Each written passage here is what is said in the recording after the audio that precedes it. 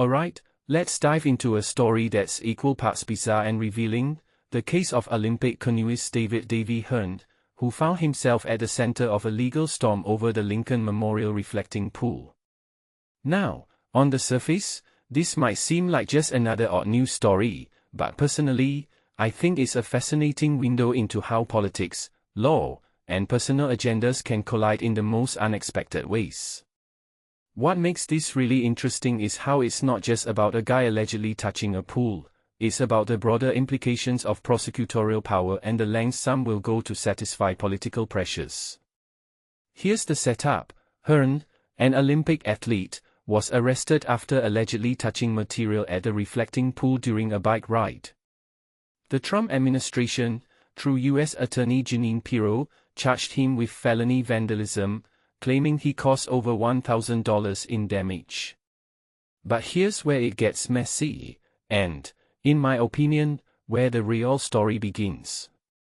Hearn's attorneys argue that the case was politically motivated, rushed to align with the expedited timeline of the pool's renovations.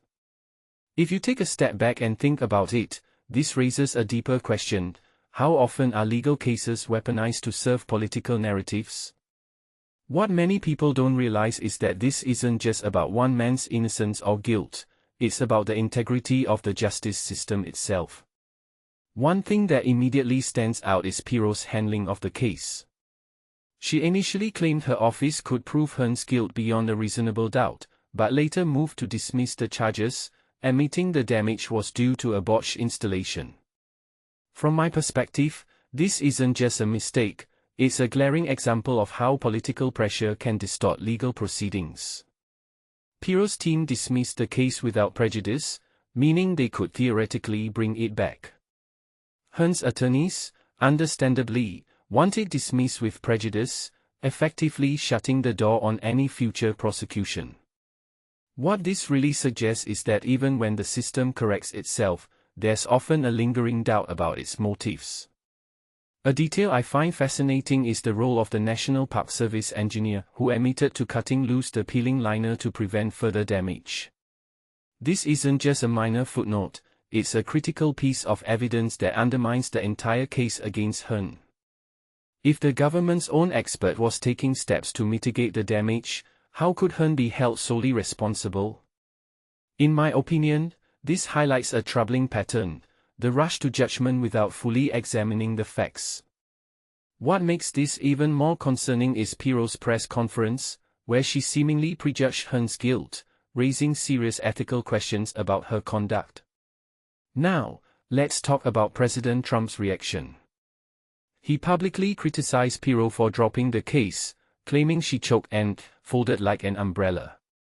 What's striking here is the pressure prosecutors face when their decisions don't align with political expectations. Personally, I think this is a stark reminder of how easily the justice system can become a tool for political retribution. If you take a step back and think about it, this isn't just about one case, it's about the erosion of trust in institutions when they're perceived as serving personal or political agendas. So, where does this leave us? The case is still active, and a judge will decide whether to permanently bar Pirro's office from pursuing charges against Hearn. But the bigger question, in my opinion, is this: how do we ensure that justice is truly blind, free from political influence? This story isn't just about a reflecting pool or an Olympic canoeist, it's about the principles that underpin our legal system. What this really suggests is that we need to be vigilant about holding those in power accountable, not just for their actions, but for their motives. Because, at the end of the day, justice shouldn't be a reflection of political whims, it should be a mirror of truth and fairness. What do you think? Let me know in the comments below.